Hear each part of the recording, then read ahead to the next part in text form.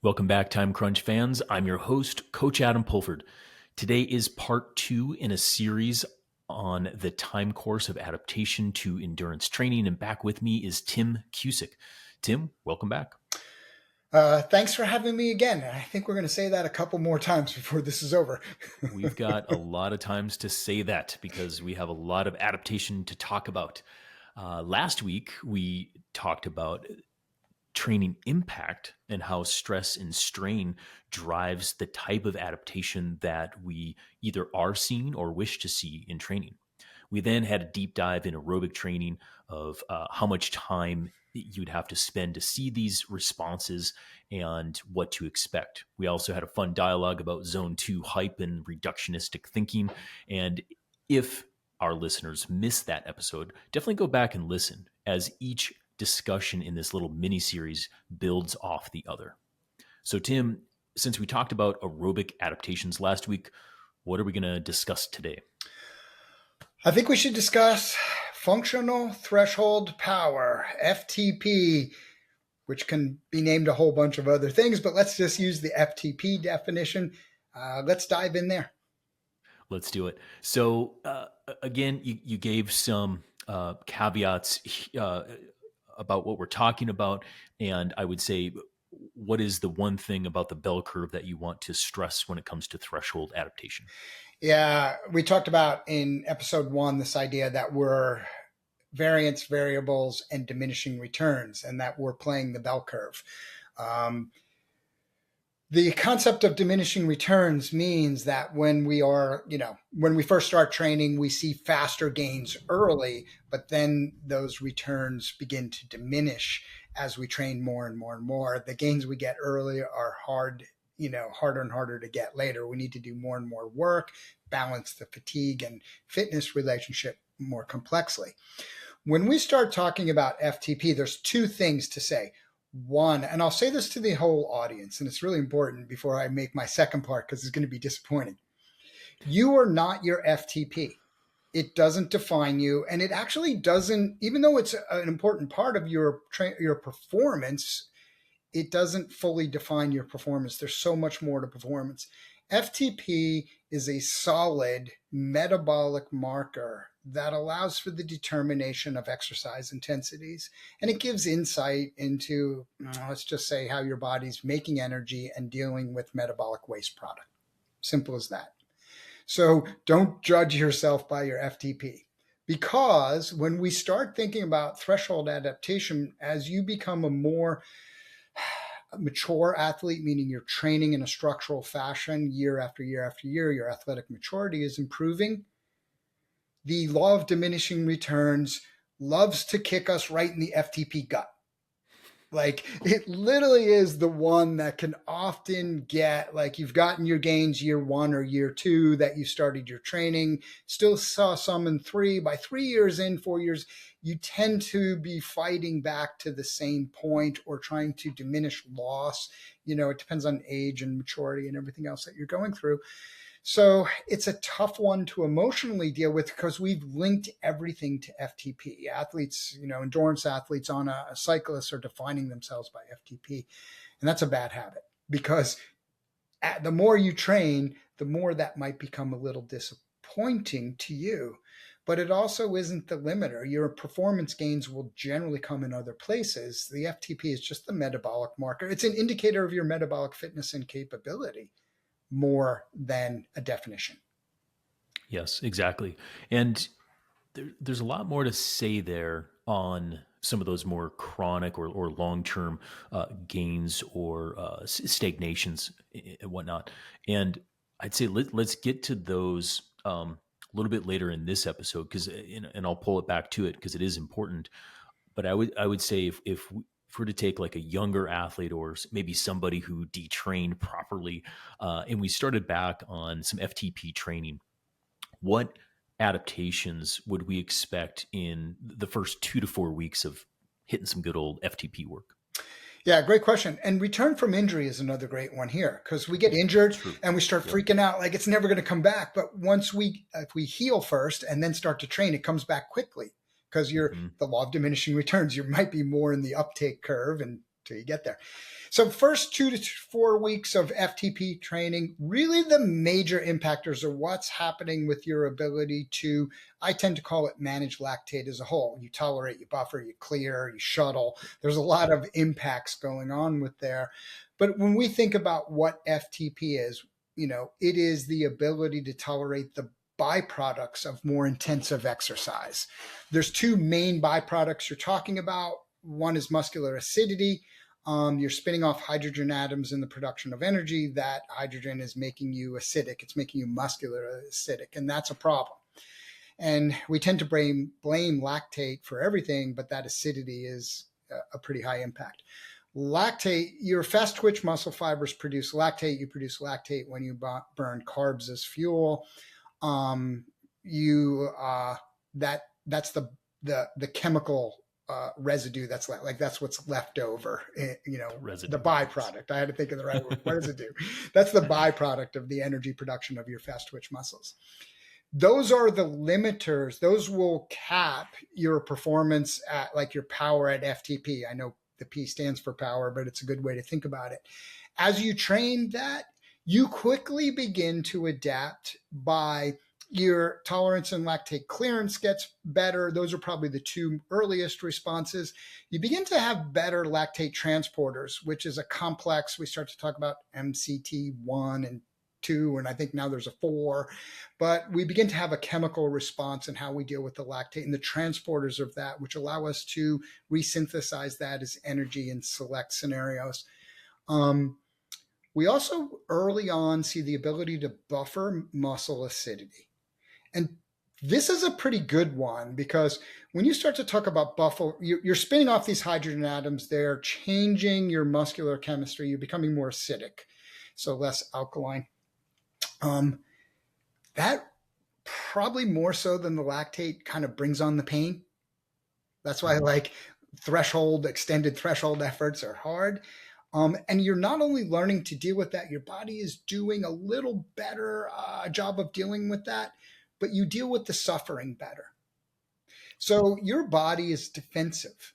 You are designed as a defensive system because your body wants you not to die. Good thing. We'll say that's a good thing. So you have a lot of sensors in your body that sense negatives, right? And you don't have a lot of sensors that sense, you have a lot more negative sensors than positive. So one of the negative sensors, when your body sees this muscle acidity, it sets off alarms in your nervous system. Bells start going off. It's part of the suffering. And your body and your brain are trying to convince you to stop doing that, because that's what the pain is. This is bad for us. It's a precursor to worse things. You actually begin to adapt to that signal. And this is an oversimplification, you muting that signal, those warning signals. You're simply learning to suffer. And that doesn't mean you just shut off the suffering. It means you actually accept it, and you're just simply getting better at dealing with it. And that's happening at a couple of different levels. That's probably what's driving that early initial response. But there's more to come. That's an early response. It's more of a biochemical response. If you want to give it something, that's some of the early response that we tend to see. Yeah, and I was going to say it's the biochemical response. I think there's some psychological in there that absolutely, that dealing with suffering and pain, all this kind of stuff. But even some of the mitochondrial enzymatic properties that you talked about in the first episode, that's occurring here. But I'd say when I'm doing it right with an athlete, they say it hurts. It still hurts, but it hurts less. And that's where I see is they're on top of the power better. They're extending it longer, or perceived effort comes down. In that first 2 to 4 weeks, that's what's occurring when you do it right. And I think for those listening, that's one of those indicators that you can take just in real time on the bike, week 1 to 2 to 3, is to get that in-person feedback when your coach can't be there, or if you're a self-coached athlete. Couldn't agree more. You said such an excellent statement. I'm stealing that too. I call that what I'm looking for when I move into FTP training and we're in a phase, or this is something where we have a purposeful development of, I call it control. When you first start doing some FTP intervals, you're not in control. There's some standing and some little spikes, and I'm fighting to make, Control is when the athlete's like, okay, now I'm beginning to adapt to this. My body's dealing with the suffering, the acidity, the acidosis, specifically the lactate, and I can still deliver and be smooth and efficient, economical. When you see that more ragged first couple intervals begin to smooth out and that control happens, that's progress. That's adaptation that you'll see before you see it in some FTP test or in a specific number. Control is the indicator of that first phase of adaptation. Yeah, exactly.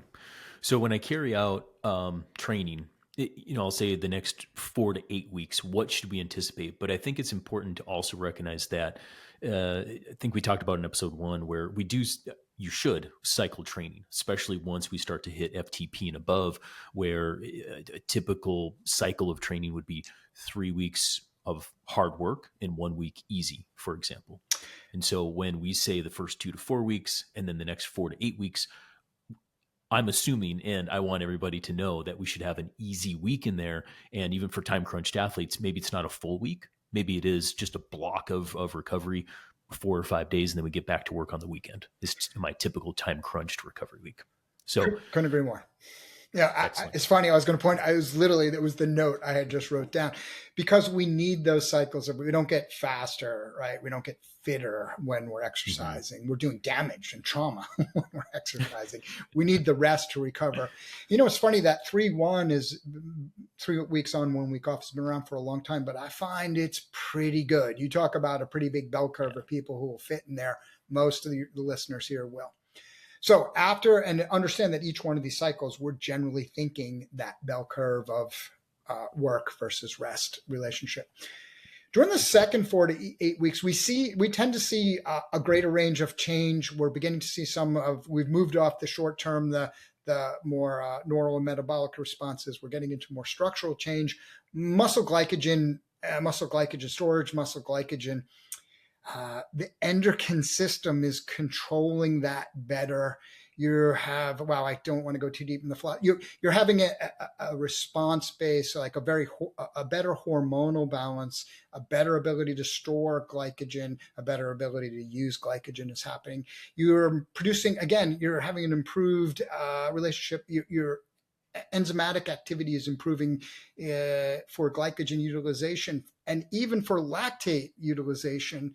And this is, very complex. It always gets into an argument, but you're beginning to improve your ability to lactate shuttle, which basically means your fast twitch muscles are making lactate as a byproduct, but your slow twitch fibers are using that as an energy and fuel source.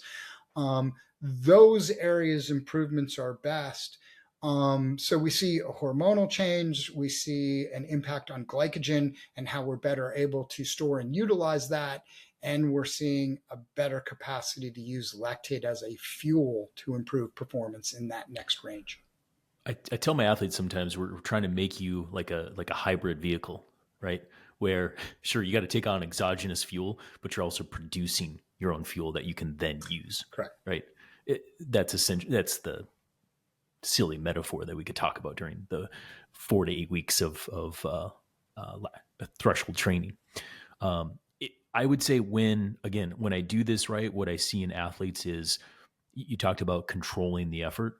They now, as opposed to like 8-minute, 10-minute, maybe 12-minute intervals in that first round of training, I'm now going to use extensive threshold intervals, which are 15, 20, 40, maybe even 60 minutes, but they're able to sustain it for longer. So they have that control, but we're dragging it out longer. That's the way I do it in this next 4 to 8 weeks. And that's what I'm looking for in my athletes if all the enzymatic activity is growing properly under the hood. Couldn't agree more. Like in the first early phase, in those first kind of 1 to 4, 1 to 3, 2 to 4 weeks, you are looking for the establishment of that control. Once the athletes establish control, to me, that's a progression trigger. Okay, time to move on. Right. Mm-hmm. And what you're saying is an excellent way to move on. I couldn't agree more. Then we begin to add time and intensity because that's the increased stimuli. That's the progression. That makes sense. I tend to look for control first before I'll add time and intensity, because what happens when they move into FTP training, like we talked about in the first episode, Bannister impulse response model, two responses to training. The first couple of FTP workouts create a lot of acute fatigue. So the first week or two, they're struggling with control. Once they're beginning to absorb that fatigue and manage it as fitness is starting to come around, and here we're talking about a specific fitness, then it's like, okay, now they've got it. Let's move on. To me, that's important. And for everybody listening and coaching or self-coaching, that's important. Like, just don't come out of the gate and go crazy until you can do the watts and control them, then progress. And I'd say don't go crazy in the way, like when it gets messy, don't let that get in your head. Because I actually tell my athletes, like when they have a hard workout for the first time, I'm like, this might not be pretty. In fact, you might fail at this, and that's totally fine. But what we expect to see next week and the week after is that you nail it. But the first one, it's okay. For us, like, let's say you're going into FTP and you've done a test, and now you're doing the first week of FTP training on a new FTP test because you got your base training right. I always call that, this is the bake it in week. Mm-hmm. Like, you tested there, but you haven't yet adapted your body to training there. Yep. Now we need a week to get you ready to train at that new higher plateau. Exactly. So as we drag this out, Tim, I would say somewhere, and it depends on the athletes, it depends, right? But somewhere around this kind of 10 weeks, we probably have this point of diminishing return where we're going to plateau the gains of threshold training. And, you know, what happens is you're just going to kind of hit the ceiling. We're not going to be able to get too much more FTP out of that athlete. Would you say it's around that like 10, 12 week sort of time period, or when do you see it sort of in your athletes, or what's an indicator for you to just kind of move on in the way of a stimulus? Great question. Yeah, anywhere 8 to 12 weeks. Like, one of the general, so we look at these different systems in all these episodes, and we basically are looking at things from lower intensity efforts to higher intensity efforts, right? So let's put that on the continuum. As we move up the intensity continuum, go back to a point I made in episode 1. Your aerobic is the slowest to build, fastest to lose. Your anaerobic is the fastest to gain, slowest to lose. Again, an oversimplification for everybody, way oversimplified, but it helps us think. This is why I said it. As we move towards the anaerobic side of things, adaptations will occur faster, meaning we don't need 16 weeks, 14 weeks, even 12 weeks of FTP training, because the higher intensity, well distributed, well planned, good rhythm is going to probably, most of your FTP gains will be locked in 8 weeks in. Like, I don't know, it's not that neat and clean, but remember, we're in the bell curve throwing fastballs down the middle. 8 weeks is when I'm usually looking, it's time to move on. And as a matter of fact, there's that sweet spot really mainly in that 4 to 8 weeks, really 3 to 6. It depends when your rest week comes in. You suddenly see a little bit of rapid gains. To me, 8 to 10 weeks is where I'm observing for stagnation. I would never go on beyond 10 to 12 weeks. Like, that would be my cap for a series of reasons. For me, I'm really looking at a stagnation impact where there is a clear pattern between the subjective and objective data stagnation. The athlete is not really slightly increasing power, and they struggle to hold that intensity for one more minute. Like, the last minute of the interval is that's starting. Okay, they're going a couple of watts harder because their FTP has been growing during those 8 weeks, but they really are struggling to hold it a little. And then in the subjective data, you know, what are the feelings? Because nothing lasts in cycling, right? You and I had this conversation earlier. You get into this phase, and what fools most athletes, you get about 4 to 8 weeks in, and wow, I'm adapting now. I've done a great base training. I know I'm aerobically fit. I'm in this 4 to 8 weeks, and it's almost like each week you're like Superman or Superwoman.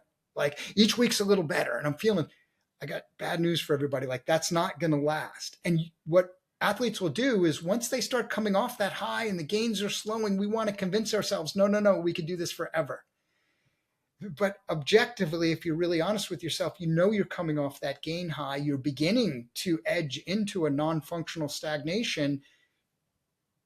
it depends on your event, but I'd probably move on a little earlier than a little later. But that's, a whole complex episode. It is, but I think for our listeners, just getting a few little tidbits, I think that's a very great tip. I think too, if you're seeing, and I just dealt with this before we jumped on the podcast, if you're seeing high heart rates, high perceived effort, and low power, and then that TP comment comes in, I think I'm getting tired. But you got to pull that up from the nosedive, right? And two, I always tell my athletes that even if we're training really well and we're like third week, crush the training, fourth week comes, coach, I feel really good, but you got recovery week. I'm like, that's perfect. That is actually when we do training the best. Yep. When we pull up before you go down. Absolutely. And that's the concept when you take that to a bigger picture, where sometimes it's better to move on a little earlier than later. Because if you take each phase and extend it out to its absolute max, you're hammering in a lot of fatigue into the system. Yeah. So you got to be careful. And that's, again, two different time responses, fatigue and fitness, to exercise stimuli. You have to manage them on this, at all given times. That's it.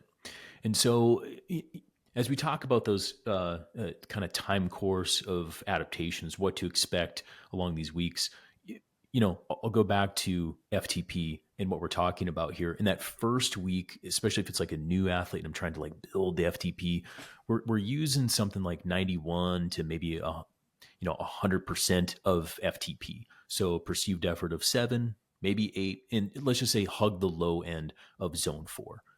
In that next 4 to 8 weeks, I'm going to up it, but I'll probably keep the low at the low point, which means I just broaden the zone of what the athlete can do in that zone 4. So 91 to 105%. And I'll tell the athlete, like, go ahead and hug the upper end if you're feeling good, but it is okay to hug the lower end. Yes. If you are not feeling good.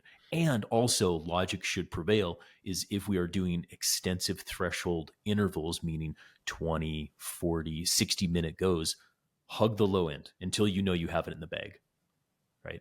As opposed to every athlete that's listening, 90% of my athletes that just peg it on the upper end, suffer through, see power to or heart rate decoupling occur, and then we talk about all of this afterwards. Now, assuming FTP is correct, I use perceived effort of 7 to 8, Tim, but I use perceived effort a lot. And do you communicate that to your athletes, and do you look for feedback on perceived effort? Absolutely. I am a firm believer in this statement. At first, when you're new to training, or when you're new to training with data, and new to training specifically with power, because it'll make more sense if I do it around power. First, we use power to calibrate our feelings. If you want to continue to improve, then you need to use your feelings to calibrate your power. Mm-hmm. Right? And that's the difference between an immature and a mature athlete. By immature and mature, I mean how long they've been training. Like, we should, at first, you have a power meter and it says go 300 watts, and you're on an indoor program and it says 300 watts on your screen, or you give a range that's 270 to 300, they go 300.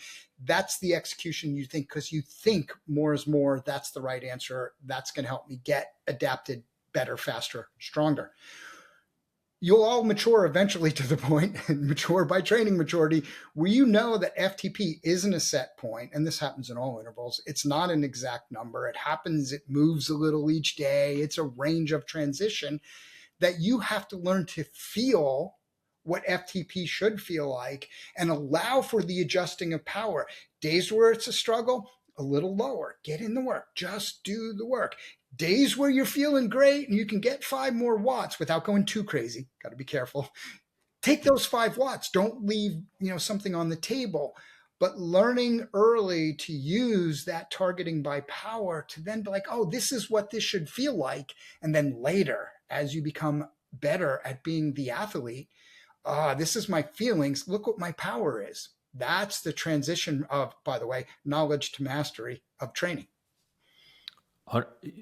100%. And I think too, what people need to realize is hugging the lower upper end could be like, the difference could be a good night's sleep. It could be a bunch of pasta the night before. It could be 2 days off of training because work got crazy and now my glycogen is super full, right? As opposed to I've been really consistent for 2 weeks in training and I'm a little depleted because I've just been super busy, haven't been really, like eating, taking care of myself, depletion, depletion, depletion. And then like the low end is like kind of struggle bus, but you're still doing it. Rest, pasta, upper end. It can Yeah. be as simple as that. Yeah, and just one quick add to that because it's so great Yep. for everybody to hear this.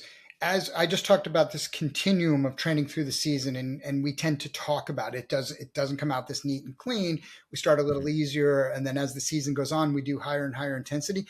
The more important it is that you're actually managing and thinking about those things. Sleep becomes more important. Fueling becomes more important. You need to control the variables as the intensity load comes forward. And when you're in higher intensity load phases, those things are they're as important as the workout itself, but we tend to make them very secondary.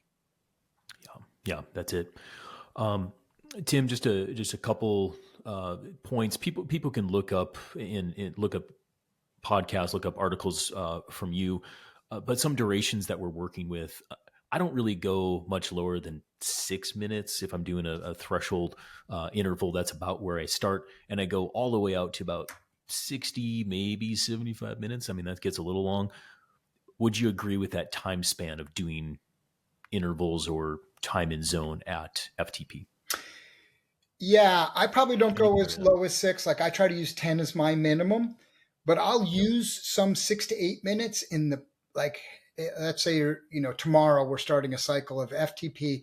The previous week, before the athlete rested, maybe I would put in a couple shorter just to get them used to that intensity. So I don't really, I might not put that like, here's a full block or full training day, but I might put 1 6-minute effort or 8-minute effort at FTP. And I get 1 or 2 of those in the bank before we move into that field, just to get people remembered. Oh yeah, that's how painful that is.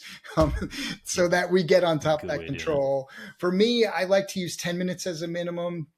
I will tend to think more in that like 10-minute intervals with a little more rest in between. And that's a real it depends variable.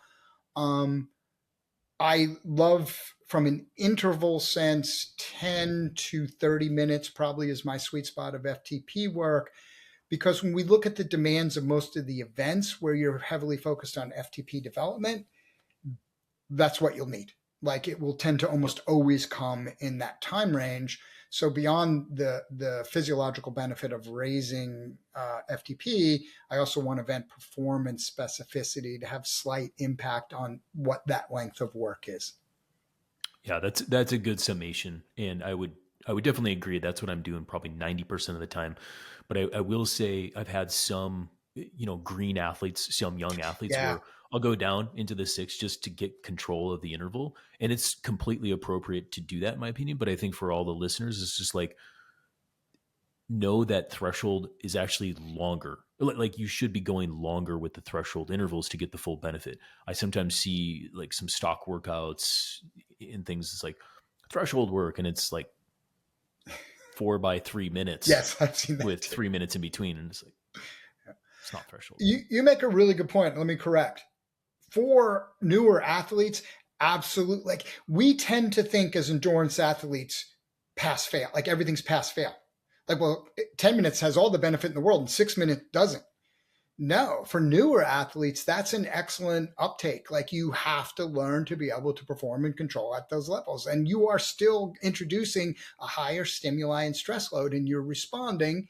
And as you mature as an athlete and begin to optimize your training more, you're going to be doing longer. So that was a great correction point, because it's super important that new athletes, 4 times 10 minutes can be very intimidating, and they're just physically, they don't have the neuromuscular capacity yet because they haven't been riding bikes long enough to execute that. So they fail and then feel bad and then fail and feel bad, where simply reducing the load like that is an excellent solution. Yeah. And I'll say, another little tip here too, is if you're just getting going again, or if you're newer to the sport, oftentimes threshold could be like a 2-to-1 work to rest ratio. Like Tim was saying, 10 minutes of work, 5 minutes recovery.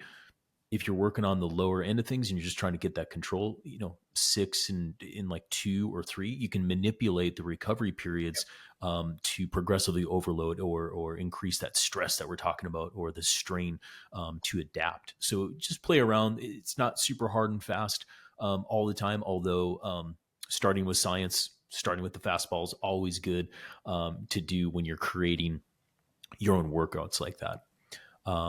But Tim, can you give some more general recommendations? Like, how many times per week would you have a high volume athlete hitting a threshold or an FTP session? And would that change for a time crunched athlete? Yeah, when we think about answering that in reverse order, somebody who has a lot of time, everybody can define that as, let's say, 12 to 16 hours a week, like a higher volume, but yet non-professional athlete training range. Mm-hmm. You are doing more work overall, and you actually need less of that intensity. And actually, it's not about what workout you can finish, it's what workout you can adapt to. Like, that's the mentality. Yes. So you could take a higher volume athlete and say, hey, let's do FTP work 3 or 4 times a week. And I'll do a fast group ride in between. You might be able to do all that work, but are you really adapting to it is a much better question. To me, I limit that type of work to 2, possibly 3 with a high volume, but pretty much tend to avoid 3, maybe even overreach week or finishing out a cycle before a rest week type of deal, but 2 is pretty much my number.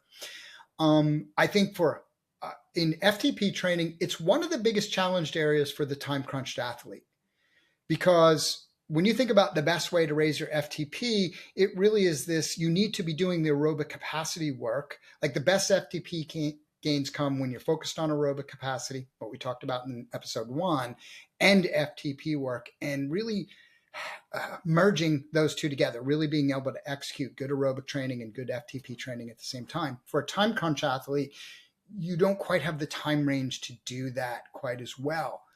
So you need to I would do 1 more with a time crunched athlete. And again, there's a lot of it depends here and lifestyle, because you're time crunched for a reason, probably working more, family life, things like that. So if you can feel good and recover and you're sleeping well, 3. But I also would do some specific manipulations within there to try to get more out of the intervals.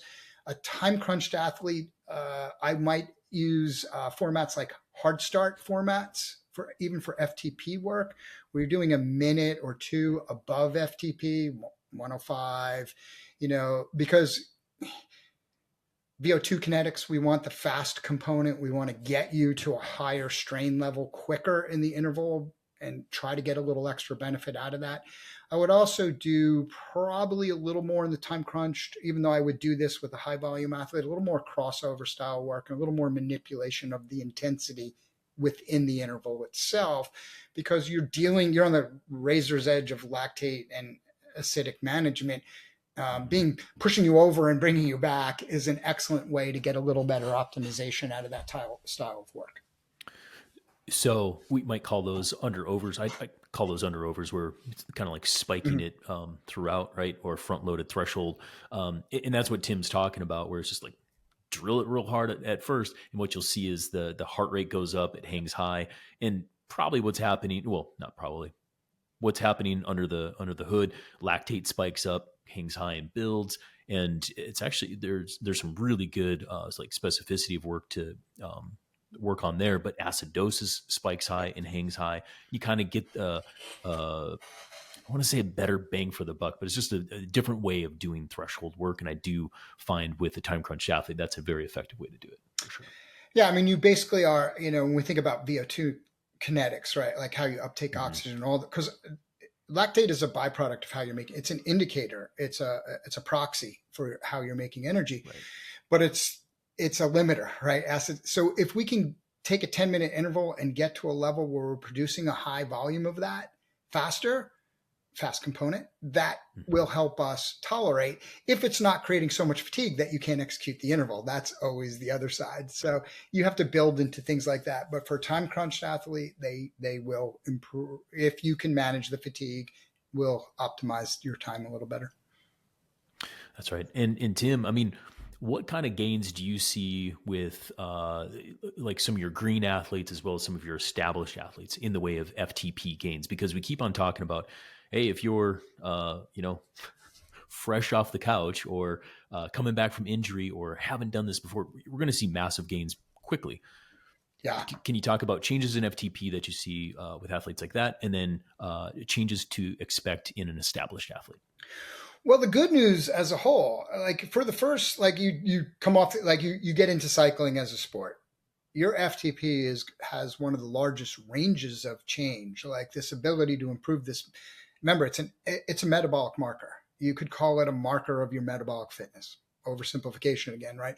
You have excellent gain to be made in that, and it's one of the most trainable, developable, improvable elements in the first 4 years of cycling.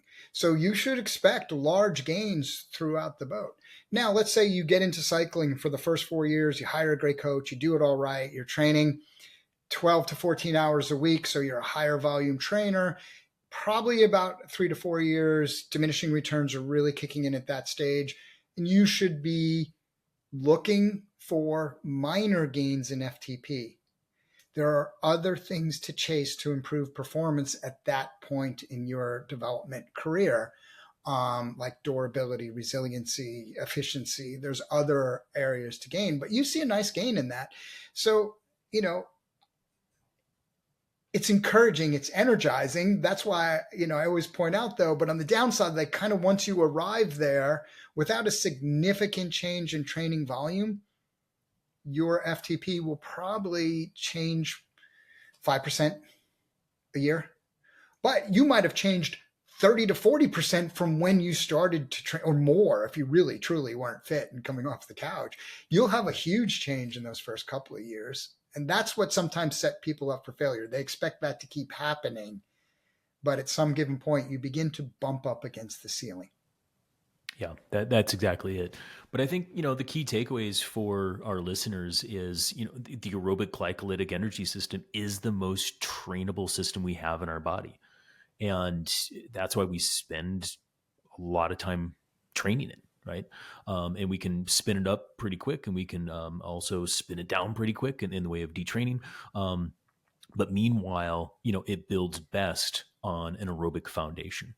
So building aerobic capacity, then building threshold power is a great kind of progressive overload or logical step process in building your endurance machine of yourself as an athlete. Anything that you want to add to today's episode, Tim? No, I think that's an excellent summary. Excellent. Well, for all of our listeners, hopefully you're getting your whole fix of Tim Cusick. And don't worry, we have 2 more episodes to come with Tim where we talk about the time course of adaptation to VO2 max training as well as anaerobic capacity. So don't forget to come back next week to hear more from Tim as we talk about VO2 max training. Thanks, Tim.